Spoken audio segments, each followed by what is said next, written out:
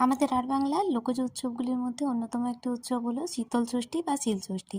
সরস্বতী পুজোর পরের দিন এই শীতল ষষ্ঠী বা শিলষষ্ঠীর পুজো করা হয় এবং সরস্বতী পুজোর দিন ভাত তরকারি সমস্ত কিছু রান্না করে শিলকে ভালোভাবে ধুয়ে ভেজা নতুন কাপড়ে ঢাকা দেওয়া হয় এবং পরের দিন বাসি ফুল এবং বাসি ভাত তরকারি এবং সামান্য কিছু নৈবেদ্য দিয়ে ঠাকুরের পুজো করা হয়। তা আমাদের বাড়িতেও এই পুজোর আয়োজন করা হয়েছিল। মূলত সন্তানের মঙ্গল কামনায় পুজো করা হয় এবং ষষ্ঠীর জন্য আলাদা ভাত তরকারি রান্না করা হয়।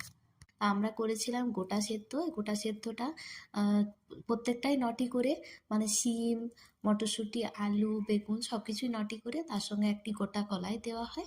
তারপর সেটাকে সেদ্ধ করা হয় এবং খোলা হয় তার পরের দিন। ভাজা ছিল বেগুন ভাজা, আলু ভাজা, এটা হচ্ছে পালং শাকের একটা চচ্চড়ি।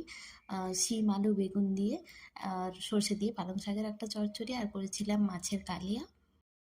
তার সঙ্গে করেছিলাম মাছের মাথা দিয়ে বাঁধাকপির তরকারি, মটরশুঁটি, আলু দিয়ে, আর শেষ পাতে করেছিলাম চাটনি।